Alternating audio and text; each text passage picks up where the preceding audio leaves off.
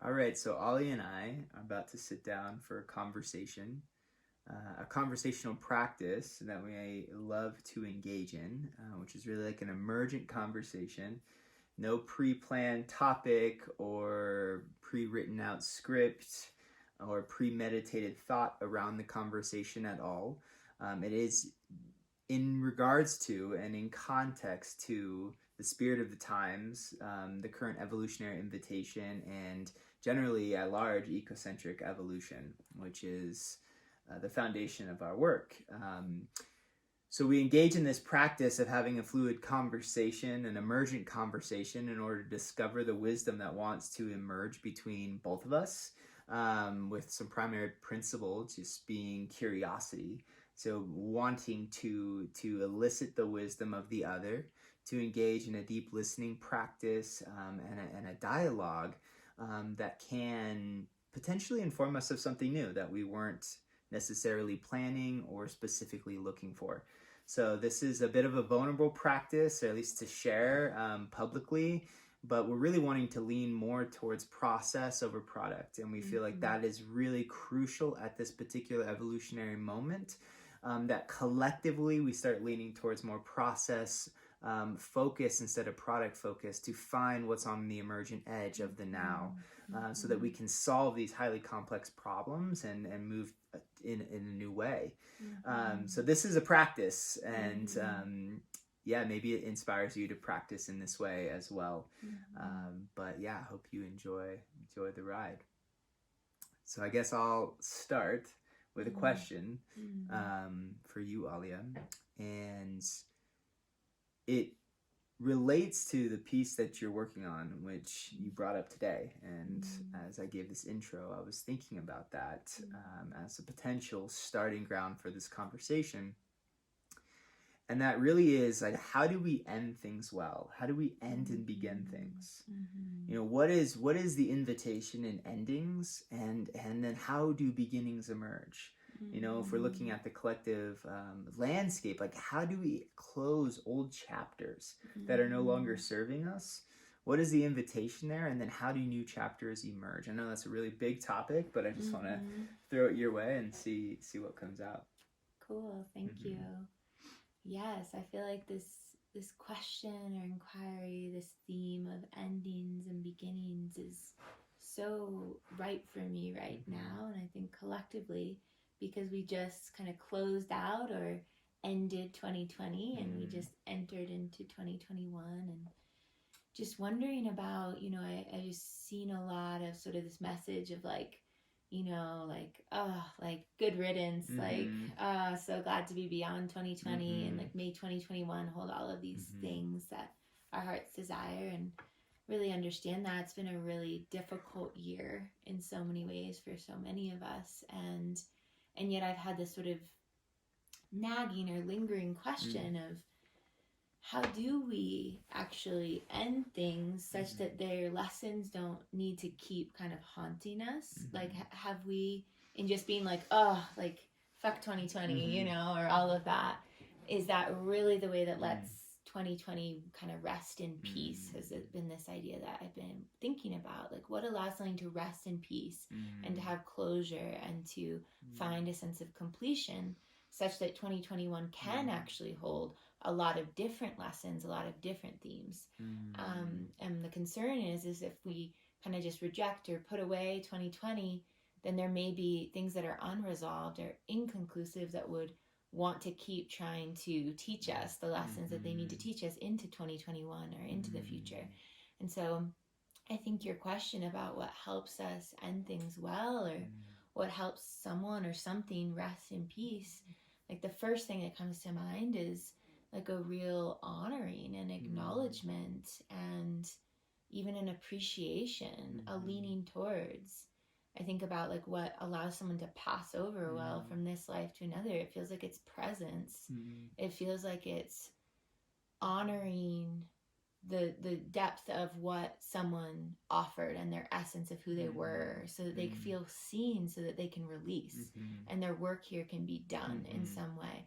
So with 2020 or a year, like what does that mean for us to individually and collectively honor what it offered us such that it can surrender itself, so that it can relax, and so those lessons can be internalized within us such that we don't have to keep repeatedly learning them again.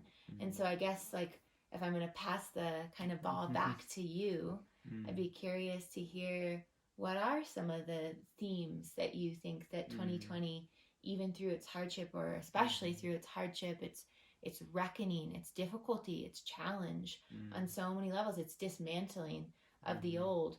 What are some of the key, like, lessons that you see that it did offer us, and what would it mean to honor those such that we don't need to keep learning them with a strong hand over our head into 2021? Yeah, thank you for that.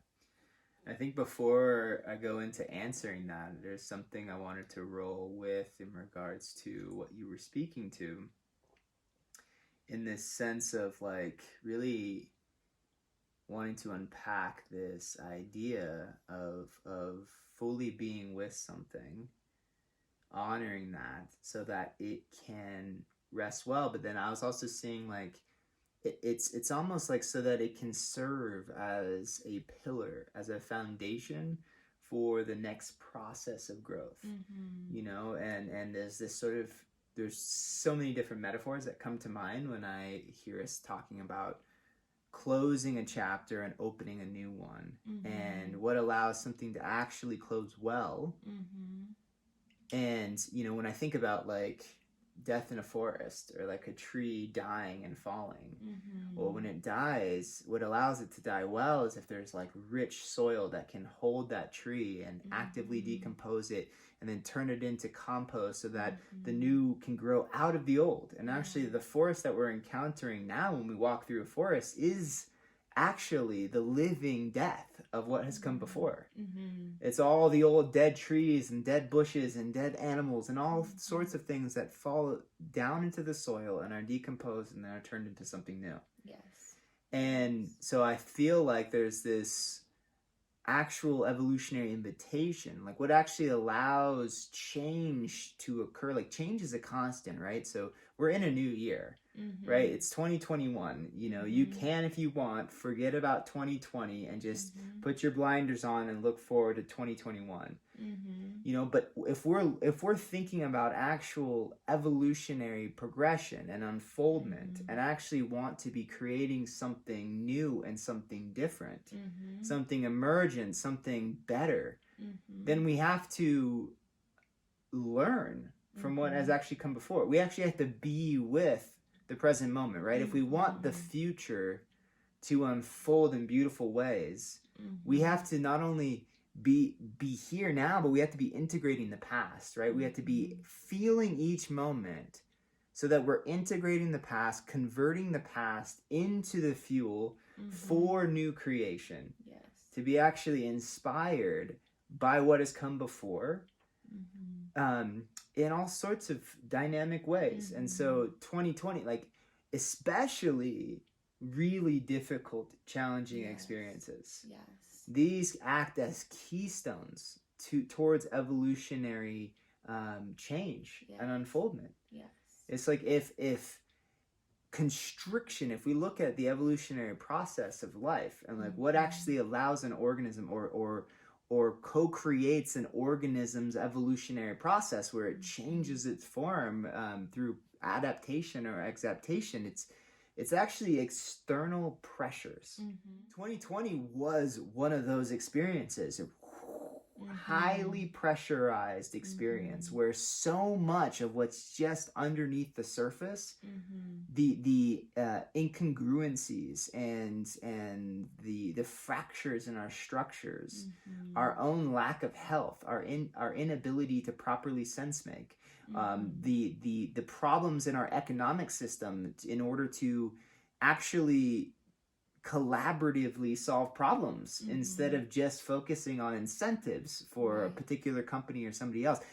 I could go on and on and on and on and on. Coronavirus in 2020 showed us so much of what's under the surface, which if we turn a blind eye to is just going to come back again and worse, because right now we're about to step on the gas into technological development, right? We're moving into a new phase, a great economic reset, right? Where they're about to just dump tons of new investment money in new directions, technological advancements. But where is the actual restructuring process that is taking place, that is learning from the problems that arose in 2020?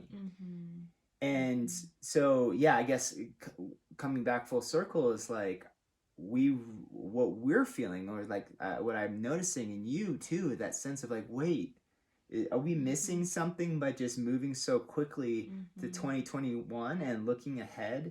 Are we just repeating what we've done in the past, trying to put bad years behind us and like tuck them away as if it never happened? You know, are we collectively learning from what's unfolding in our ecosystem, in our environment, that's giving us feedback about what we're actually making or creating as a society and personally in our lives? Like, what do we actually want? What are we striving for? What are the foundation or roots of our current reality? And how are those serving us or not serving us? You know, and if we avoid that process, you know, that's just suppression. That's just avoiding an invitation. And even though the invitation is challenging, and most evolutionary invitations, at least large, you know, transformative evolutionary invitations, are going to be hard. So yeah, I maybe I want to pass it back to you and just feel into what is coming up or emerging for you in my response to your initial statement. Thank you. Yeah, I think the way that you described how this year, 2020, this past year, has been coronavirus, especially a really, like, a phrase that I've heard you use is a nonspecific amplifier. So coronavirus being a nonspecific amplifier of what already is true in the systems that we base our modern human life upon. And we really saw that revealing itself, amplifying the fragility, we could say, or the limitations, or the incentive landscapes that are embedded within all of our modern sort of systems of operation and exchange, agriculture and medicine, information and media, our political systems, our economic systems, really showing the inherent fragility. And so if we've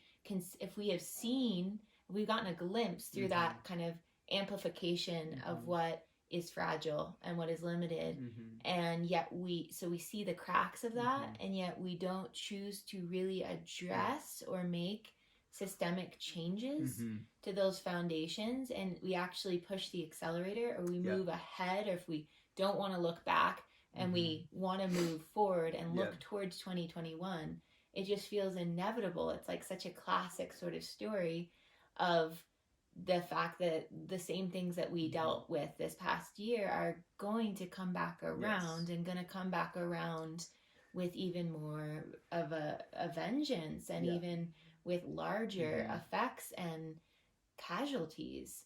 And in some ways, like, it feels like this past year has actually given us some testing ground and some really helpful information, if we were to see it that way, of where we sort of stand as a society, as a people, across a lot of different areas of life that we've mentioned, and really reckoning with the racial history of our past, and the social justice issues that continue to perpetuate and be a part of lived reality, and the way that we can't really trust our information to give us sound logic and a true, unbiased, unpoliticized message of what's going on.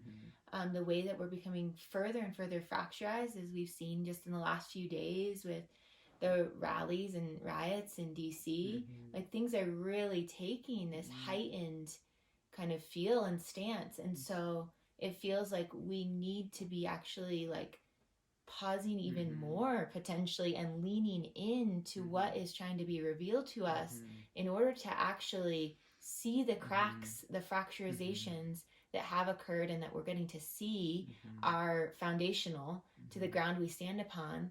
And before moving ahead, learn what needs to happen to make the foundations we stand upon be as solid as possible, especially if we're accelerating the pace in which we're moving forward. Exactly. So I feel some significant concerns, I guess, is clear about just moving forward without feeling all that needs to be felt. And I think in part of what you said too, this question of like, what does it really mean to honor and to feel? And I think like there's so much that needs to be grieved, and there's so much that needs to be held in an emotional way. And like, I know that this year has offered a lot of opportunity to slow down in a lot of ways, but my question is like, how much have we had the support or chosen to really feel what needs to be felt on an emotional level, versus other ways of sort of escaping what needs to be felt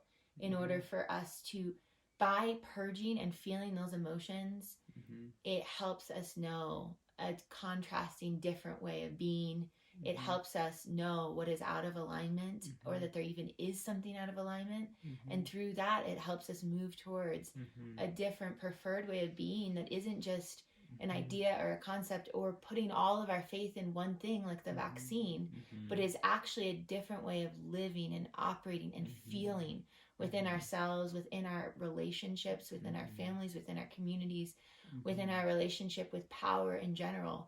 If we truly feel more of a sense of like having cleared out the old, having been with the old, and from that place being cleansed and renewed and ready to open our eyes and ears from a sovereign place of empowerment and confidence towards a new way of being.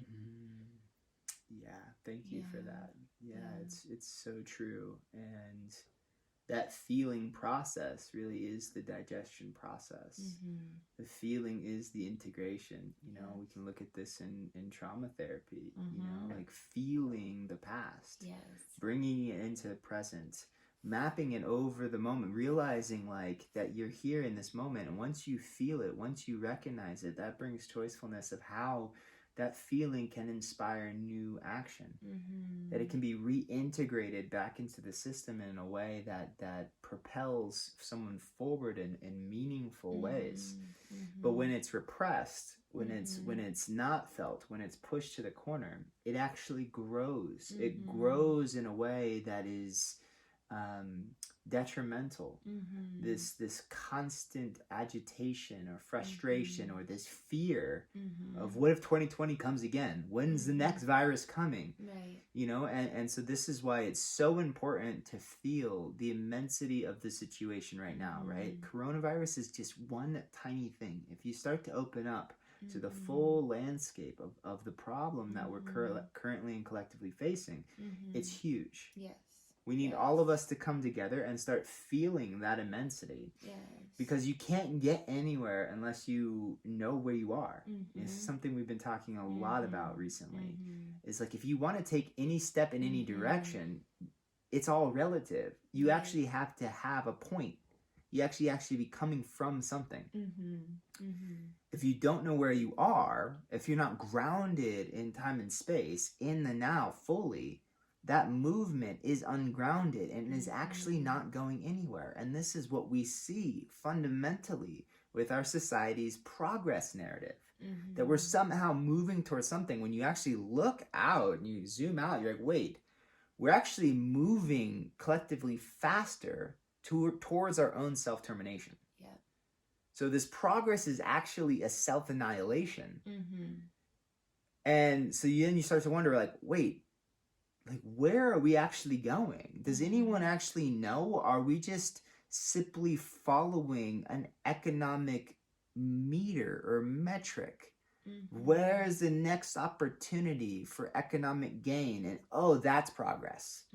Where's the next opportunity for more money? That's progress.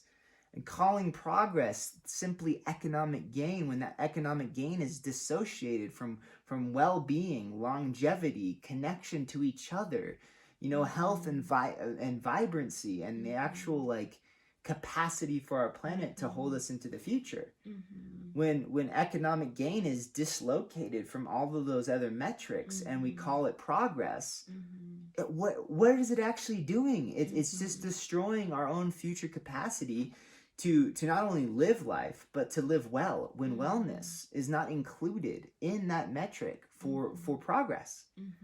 And so we have to start asking ourselves these questions. We have to start coming back into the present moment. We have to actually start feeling our lives, feeling the reality around us, and recognizing that there is a whole world of wisdom and knowing that lives inside of us, that is informing us of the nature of the times, of what's true. And so if we are projecting our sense of hope or possibility or safety on some sort of external entity, on the government or some corporation that's going to produce the vaccine that's going to save everything, we're just simply looking for a Band-Aid. Just tell me it's okay so I can shove this feeling of not being okay away and store it away. And yet have it be there still, just underneath the conscious awareness, but not have to specifically look at it, right? You were speaking about how there is a part of us that knows that things are not right.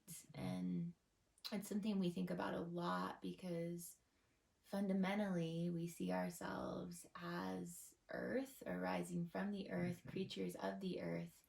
And I just feel and know when I really feel into myself, especially in nature, in still and quiet places, when I really feel into the animal body of myself, it is so clear that the animal one in me instinctually can feel that things are not right, that our ecosystems, that our earth, that the source of life itself is under great threat, unlike anything that modern humans have dealt with.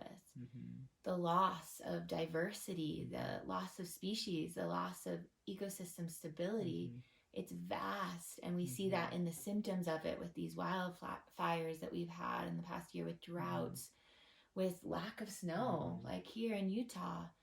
We can see the symptoms of it in so many ways, but the animal one in us instinctually can feel the threat to life itself, the threat to source itself. And from that place, just knowing that we really need to grow in our ability to both have conditions and containers that are safe enough for that animal one in us to feel the fear, to process the trauma of what it is to live in a dying world, to feel the grief, to feel the fear, to be held by other animal humans, and to be together in this emotional processing of what it is to be alive right now, and to have that emotional wisdom, that instinctual wisdom, both lead us towards collective and group emotional processing, which we need to do and is related to how we honor and let what has been kind of fall and end well by actually feeling what it is and feeling where we are, but also so that by processing and purging those emotions of the truth and the spirit of the times and the health of our earth, we actually make room and space for other emotions to flow in, for inspiration, for hope, for connection, for possibilities. If we're not feeling those emotions, but they are living in our nervous system and in our unconscious, then they are actually directing and guiding our actions from a place of fear, of worry, of concern, of constriction. But if we feel them and we let them flow and we let them move and we let them return to the earth and we let them be held by group and collective space, then we make room for so much more to arise and to move forward through us, which is really how we enter into a new era, into a new year, into a new way of being, is by actually making the room and space for a new way of being to actually be able to arise and arrive within and between us. Yeah, that was really beautiful. I was sort of seeing this, like, entrapment and like kind of repression and holding on, and then this like feeling, this like drop of feeling what is, and this just sort of wild emergence, this drop of feeling that explodes into sadness and grief, and in that grief of a joy and an ecstasy that I'm actually feeling something, that things are actually moving, I'm actually alive on this earth, and part of what it is to be alive is to feel and have emotional experience. And then that emotion just totally taking and transforming that individual and just delivering them to a new place. And I've seen this, I've experienced this in my own life. It's like opening up and saying yes to the emotion that what is. Generally, what triggers that is because there's been a lot of repression of intense, painful emotions. And so it's sort of feeling that. But as soon as it's a full yes to that, and in the grief of it, there is a hint inside of it of some sort of joy, some sense of ecstasy that is woven in to the purging and the fluidity of the emotion itself. And that emotion, then, when you follow it and stay with it, not just for a minute, not just for a day, weeks, years, staying with it, coming into it, letting the emotions guide us in every moment. They take us on a journey of unfoldment and weave us into right alignment. It's like, where does this pain come from? I'm feeling it. I'm looking at it. I'm seeing it. Oh, it's rooted in these ways that I've engaged with relationships for so long that have left me feeling empty and alone. I'm going to try something different. I want a different experience.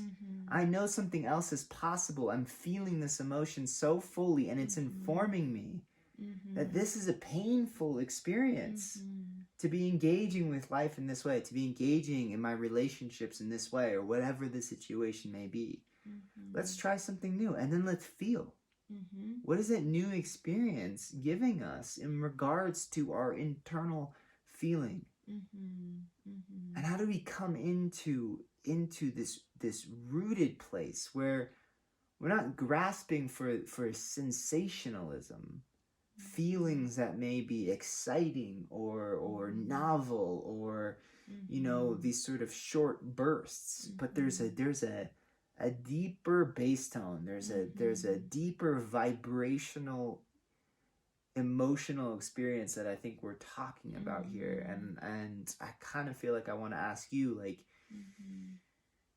I feel like we could get into tricky territory of just talking about following emotions and feelings, because there are different levels of emotions and feelings, right? There's like the emotional satisfaction that comes from eating chocolate ice cream. Like there's a sense, a somatic experience in that moment of tasting that, of being with it, and that's a joyful experience, and it can be, but that doesn't necessarily, we're not saying that you just eat a bunch of ice cream. Like, what is the distinction, if you can put your finger on it? Yeah, such a good distinction, so important, especially when we have so much stimuli in this modern world and so many opportunities to feel and to sense. And I think one key piece is, does the emotions that you're opening to or following, do they lead to a nervous system regulation experience over time? If you're just eating ice cream or just watching like the next movie or the next show, like in the moment you might have serotonin and endorphins and positive dopamine, like things that make you feel really good in the moment. But are there kind of waves and ebbs to that experience that actually dysregulate over time your nervous system and actually lead you to needing something externally, that show or that meal or that food outside of yourself, to buy something or to take something in that's filling something internally, versus the emotional processes that, yes, may take you to these really intense, powerful, cathartic, real places.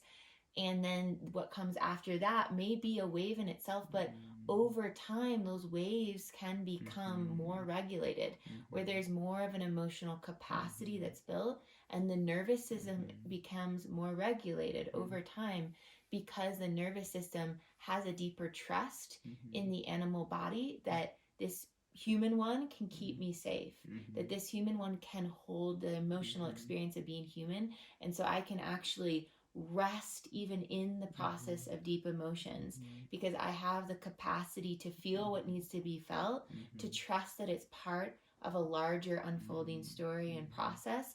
And so that fight, flight, freeze, appease sort of survival mindset of the reptilian brain doesn't need to come online as much. Even with difficult emotions, there can be a trust in one's capacity to be with, one's curiosity to be with. What is this emotion trying to show me? That I'm feeling agitation, that I'm feeling sadness, that I'm feeling really lethargic today, that I'm feeling distant from my lover. You know, what is that trying to reveal to me that I can be actually curious about, and to know that I have the capacity to question and wonder? And through that, how can that emotion actually lead me into more regulation and more alignment and coherence in my life?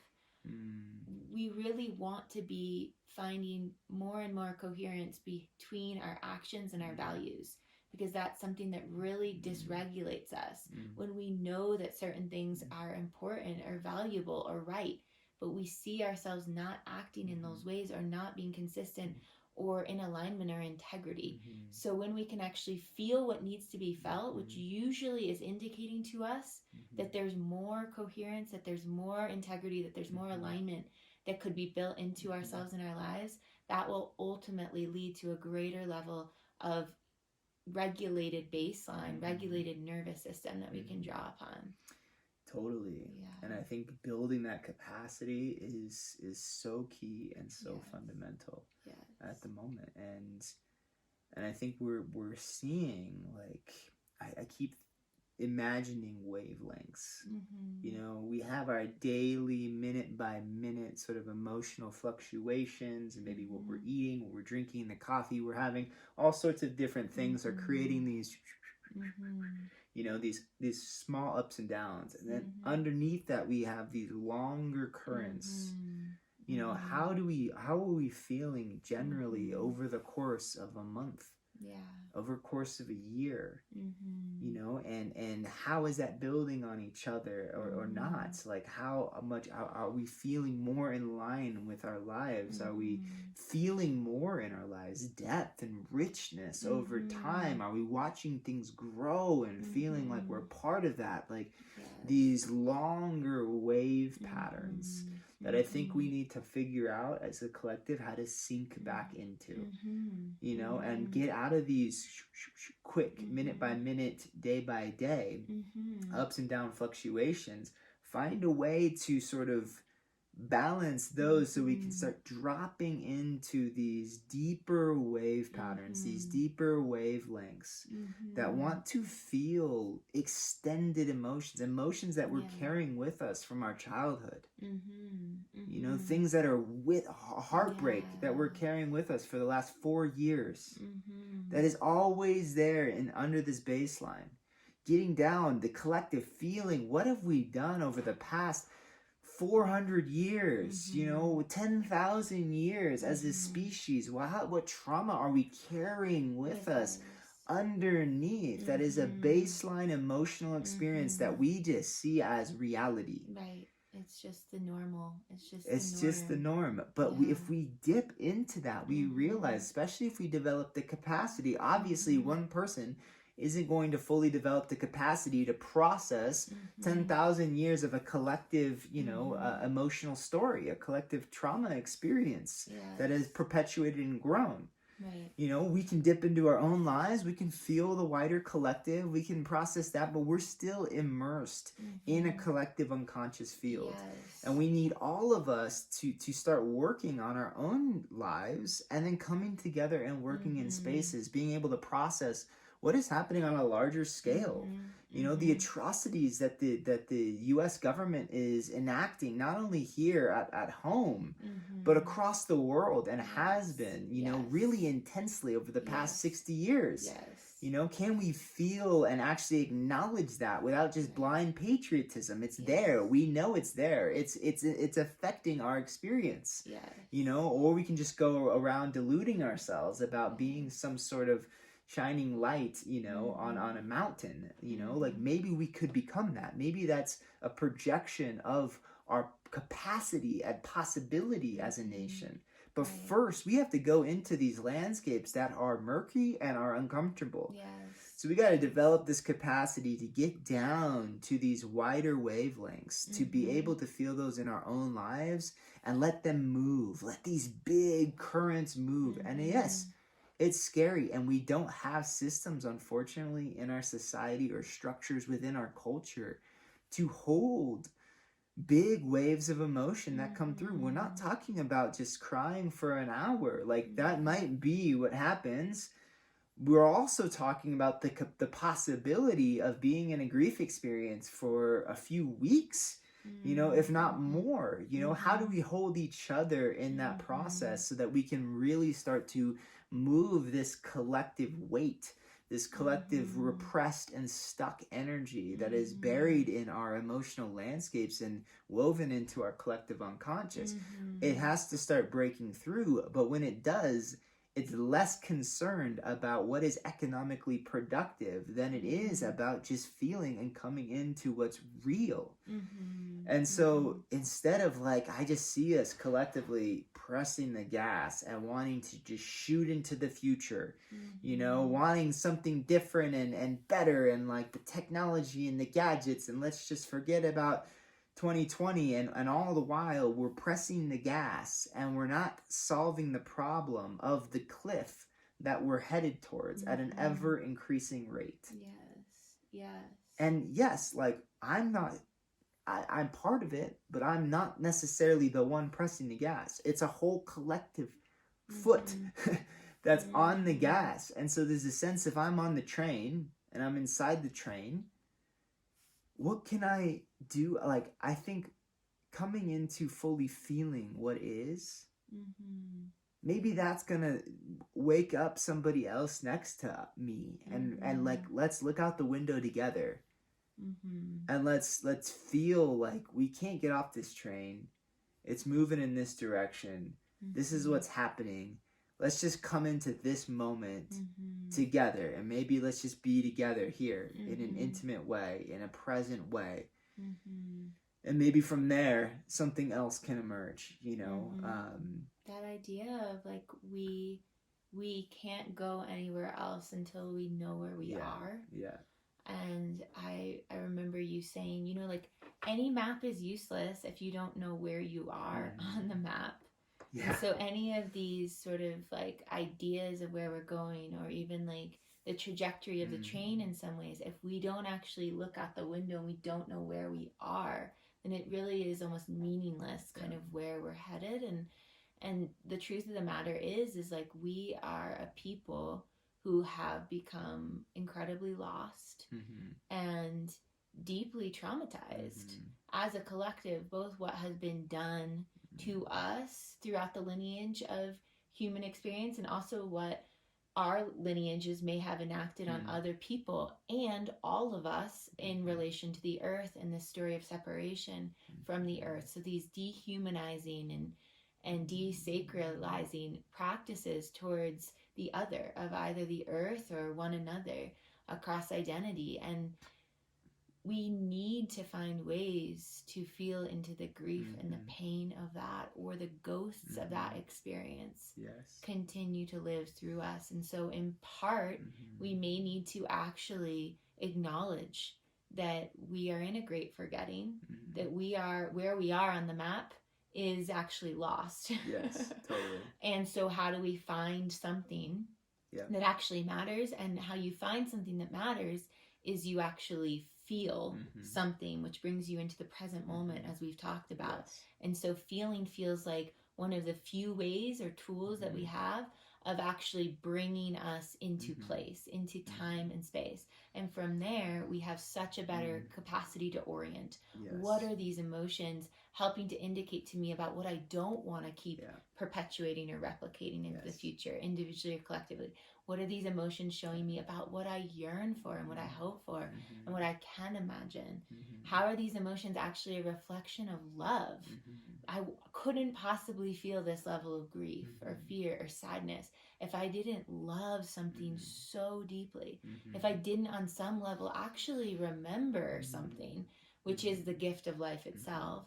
I couldn't feel this loss and this like forsaken and abandoned from myself and to what matters if I didn't actually feel a deep commitment to something of vital importance, a seed of some remembrance that this gift of life is extraordinary, and to hold it with grace and to help offer it to the next generations is part of my destiny and my birthright, and what will let me actually feel a sense of purpose and meaning and connection to something larger than myself, which we are all on the deepest levels yearning for.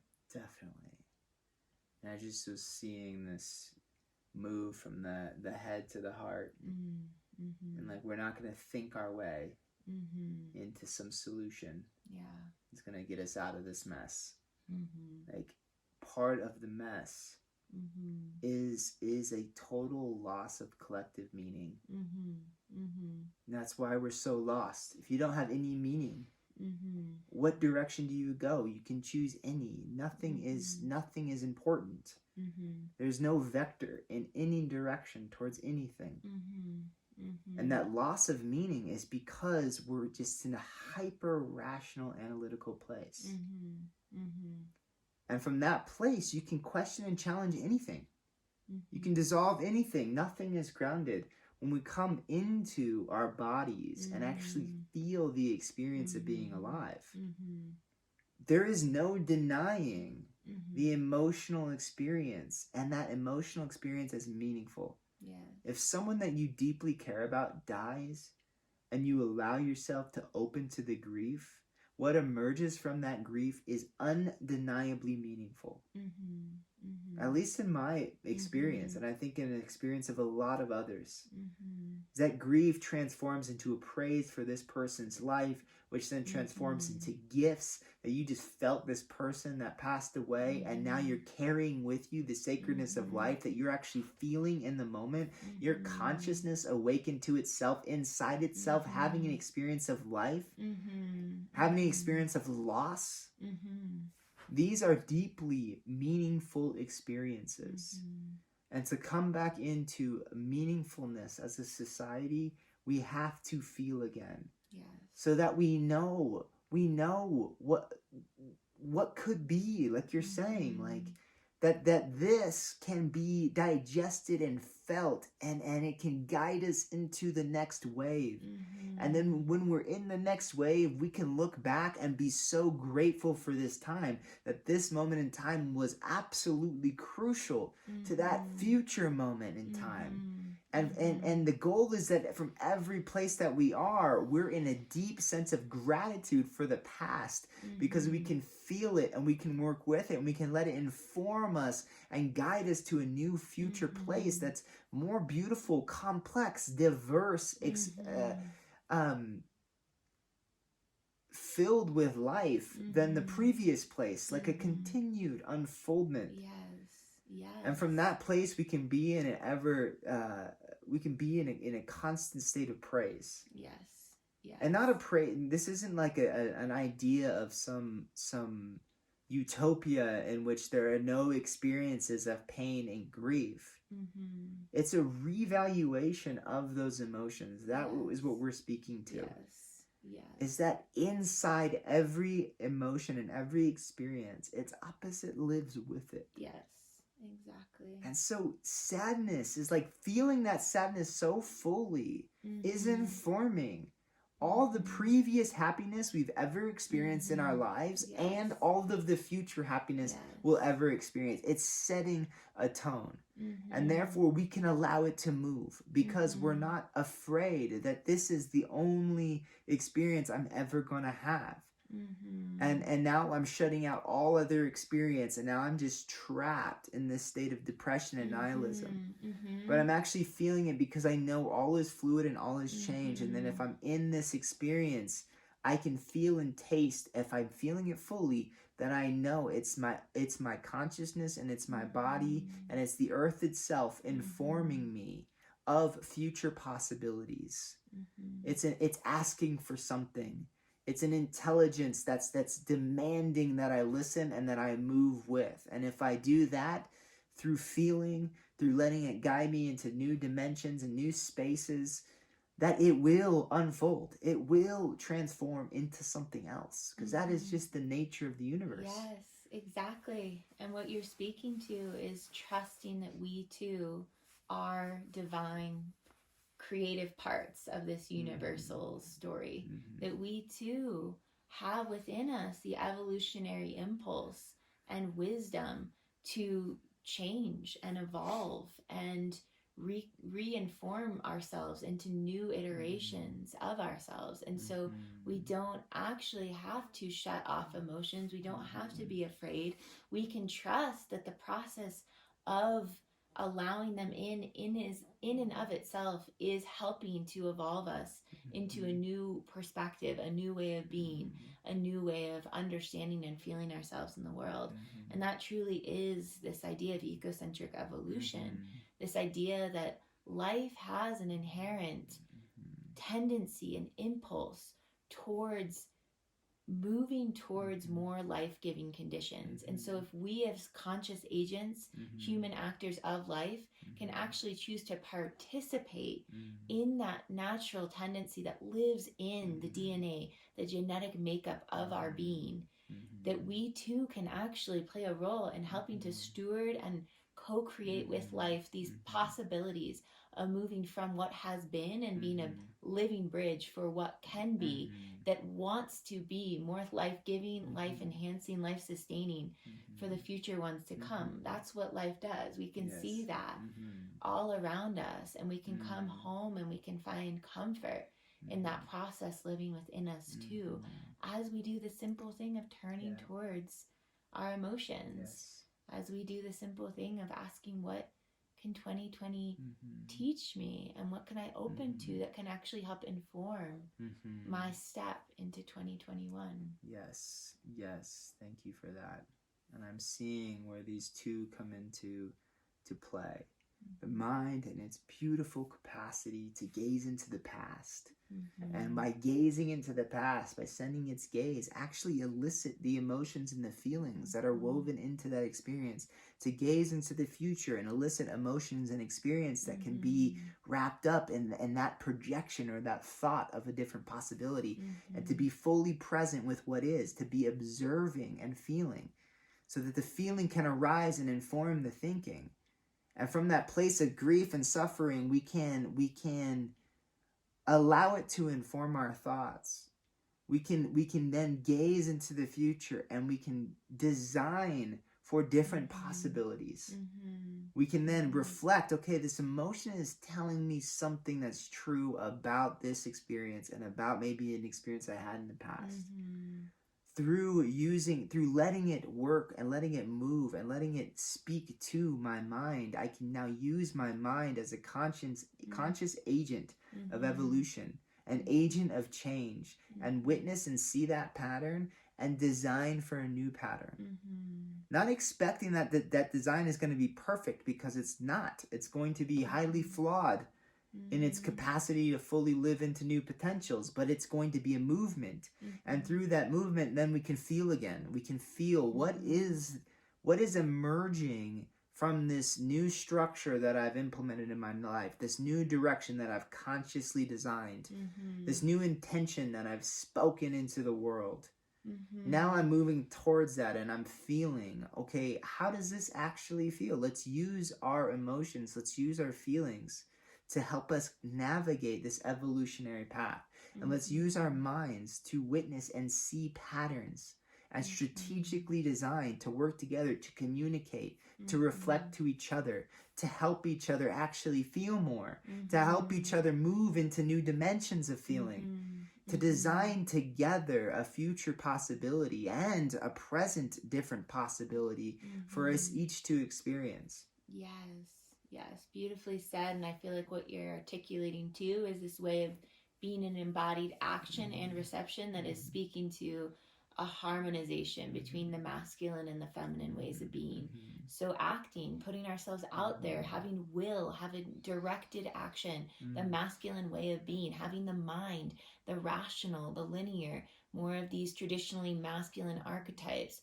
And then through that interaction with being able to receive, being able to feel, being able to take into account our relationality, being able to look at impact versus intent, being able to embody the feminine way of being able to receive the feedback necessary to then again act in a newly informed next iterative way of being. Yes. And so I really appreciate, like, we need to come into harmony and balance across so many domains, including the masculine and feminine way of being. Definitely. And I feel like we could end it there. I am feeling like this opens up a whole another territory of evolution itself, and this masculine in service to the feminine. And if we look at the evolutionary unfoldment of life, and unfortunately a lot of our sciences have become highly masculine and have totally degraded and disregarded the feminine intuitive knowing, that have labeled evolutionary unfoldment as simply chance mathematical formulations that suddenly pop out something else.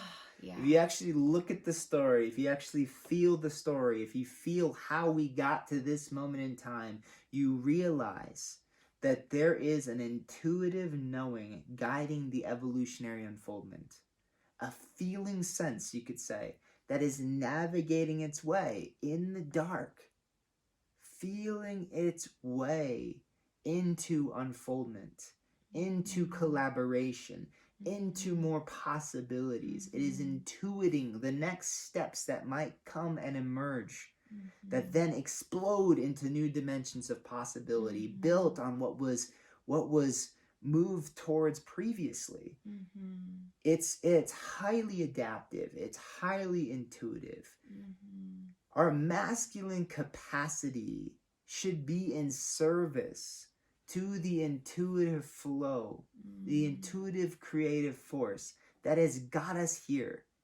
Evolution itself birthed us without our brains. Look around and see what evolution and life has created. The complexity of the earth, the complexity of our human organism, the technology of a leaf on a tree. And just tell me how we could possibly write that off as somehow not intelligent, and then label ourselves as intelligent, who is fundamentally destroying the entire planet, who has no capacity yet to actually create technologies that can organically grow themselves out of the materials already here on Earth, provide a service, and then decompose themselves back into the ground to be reformulated into something else. We have rigid structures that are non-adaptive and non-complex in the way that life is adaptive and complex. It's the most highly intelligent thing that we can witness, and it's us. It's living in us. And we need to be in service to it. To it, to studying its wisdom, ourselves, the feelings that are arising within us, the complexity of our internal experience, and our brains beautifully combining themselves together, weaving themselves into relationship to be in service to life. Life birthing these incredibly capacitated human beings. For what? So that we can make a bunch of movies and eat ourselves sick and, you know, play video games and all this other junk that we've created as a society, or to be conscious co-creators of life's own evolutionary impulse. I mean, what a more exciting thing to do than be awake and alive, working with this incredible unfolding intelligence. on this planet, circling around our sun in this galaxy. Like, it's amazing to have consciousness in this way. We can be servants to life in a way that can facilitate the unfoldment of life into the future for as far as we can imagine, if we put our minds to it. Yes. And that's really the invitation that we're feeling at this moment. And in order to get there, and what we feel like is this deeply meaningful experience of being alive, this deep invitation being offered to us, we have to come back into ourselves. We have to come back into our bodies. We have to acknowledge the deep wisdom that lives in our emotions and in our feelings, and realize they're trying to inform us of something different. Even if it feels like, what else could we possibly make? You know, this society just is what it is. You know, these huge structures that are just so big. Like, why would I feel them? Why should I feel them in a way that's going to make me feel sad or upset or grief-filled about the situation? And I know it's difficult, but we have to break out of even just our narrow lifetime perspective and start thinking in evolutionary terms. Start thinking in multi-generational terms. But if we actually come together and feel this now, and it's a lot to feel, and there's a lot to move, and it's really intense. But in doing that, we fundamentally weave our way back into relationship, which we are so desperately missing. We weave our way back into meaning, which we are so desperately missing. And even if it's hard, even if it's intense, even if it's full of grief, even if it's full of pain, at least we'll have meaning, at least we'll have connection, at least we'll have love woven into those experiences, and at least we'll begin to feel like we're in service to something greater than ourselves. And that if we're lucky, that future generations can look back at this time and be incredibly grateful and full of love and joy for the fact that we said yes to being in the moment, to fully feeling with what is, and choosing to consciously turn the wheel and realign ourselves with life's own evolutionary unfoldment. Yes, so that's the invitation as we see it. And we are striving to do the best that we can to say yes. And there's so much continually that we get to look at and let go of and refine and come into deeper coherence within ourselves and within our partnership and within our emergent, nascent little seeds project. And we're grateful that you're here with us, and grateful for all the ways that you're saying yes, and that you're leaning in, and that you're feeling this moment to the full capacity that you can, and blessings and care in these tender times of transformation. Lots of gratitude for this conversation, for you, Alia, for the moment and what's emerging, for feeling, for experimentation, practice and play. And what will arise, and trusting that it's what's on our hearts and minds and wanting to be shared. Thank you. Be well.